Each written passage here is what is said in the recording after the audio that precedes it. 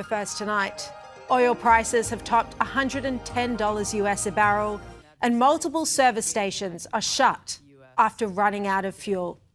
Yet Albanese continues to insist there's no supply issue, and this is simply a case of panic buying.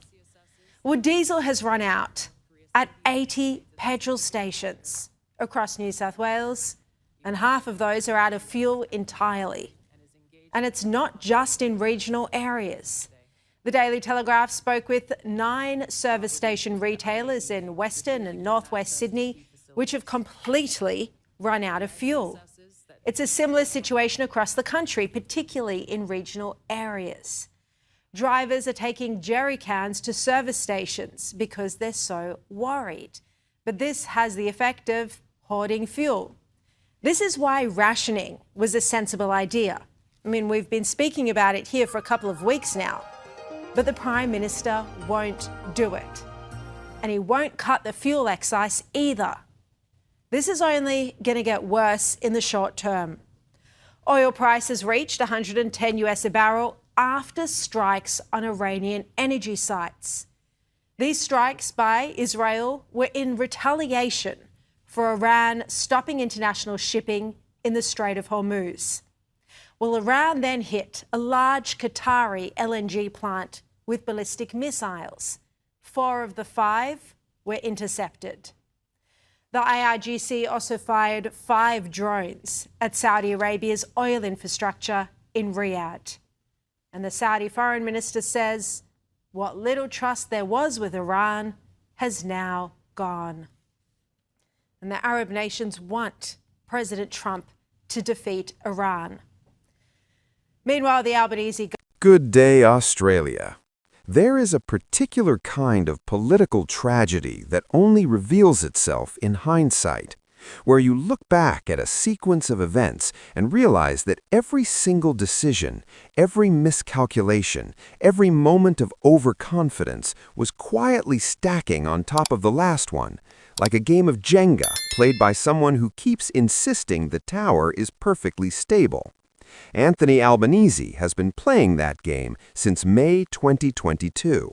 And right now, in March 2026, with petrol stations running dry, a mosque visit gone catastrophically wrong, an energy minister so sidelined they hired someone else to do his job, and an election looming on the horizon, the tower is swaying. The question is not whether blocks have been pulled. The question is how many are left. Welcome to the Australian Mind. Hit subscribe and tap that notification bell right now, because this is exactly the kind of political autopsy that deserves a proper audience. Let us start at the beginning, because to understand just how bad March 2026 is for Albanese, you need to understand what he promised when he walked into the lodge. He promised unity. He promised a kinder, more consultative government. He promised to close the gap on Indigenous disadvantage through the voice. He promised to fix the housing crisis. He promised cheaper energy through renewables. He promised to restore trust in government institutions after the chaos of the Morrison years. Big promises, soaring rhetoric, a genuinely excited public ready to believe that the adults were back in charge. Then the voice referendum happened.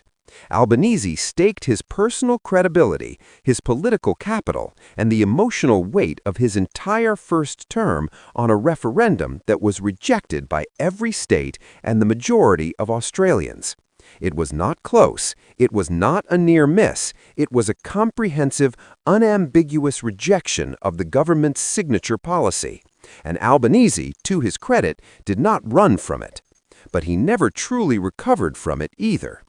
The confidence that characterized his early prime ministership quietly hollowed out after October 2023, and what replaced it was something that looked uncomfortably like a man going through the motions. Then came housing. Then came cost of living. Then came the CFMEU corruption scandal that embarrassed the union movement Labour depends on for its organizational backbone. Then came the Bondi attack and the impossible tightrope of managing community tensions between Jewish and Muslim Australians in a way that satisfied neither. Then came the mosque visit that ended with the Prime Minister being called a putrid dog and escorted out through a back exit, which he then described as incredibly positive. And now, sitting on top of all of that, like a very expensive, very preventable cherry, the fuel crisis. Here is what makes this month uniquely damaging, and this is the part the press gallery has been slow to articulate clearly. Every previous Albanese crisis had an external villain. The Voice failed partly because of a well-funded no campaign. Housing is a structural problem, decades in the making. Cost of living is global inflation.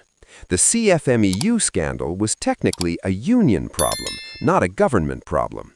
Albanese could always point somewhere else. The fuel crisis has no external villain that fully holds.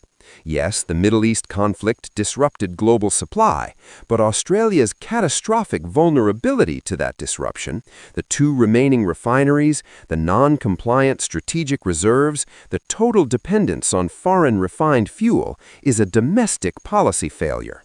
It happened here, on decisions here, by governments that chose short-term economics over long-term security. And the government currently holding the bag is this one. The election is coming. Albanese knows it, his caucus knows it, and the polling, which had already been drifting in the coalition's direction for months, is now facing a fuel crisis that hits the cost of living nerve that Labour can least afford to aggravate. Every time an Australian pulls into a petrol station and sees a price near $3, they are not thinking about renewable energy targets. They are thinking about their mortgage, their groceries, their commute. And they are asking a question that no amount of Climate Week press conferences can answer. Is this government actually in control of anything? The Voice was a vision that the country rejected. The fuel crisis is a failure the country is living. And between those 2 bookmarks sits a prime minister who came to office with enormous goodwill and has spent it piece by piece on a series of missteps that individually might be survivable, but together paint the portrait of a government that overreached, underprepared, and now hoping that the Australian public has a shorter memory than the evidence suggests. From the Voice to the fuel crisis, that is the Albanese story in 2026, and the election cannot come soon enough for everyone. Thanks so much for watching. It genuinely means the world.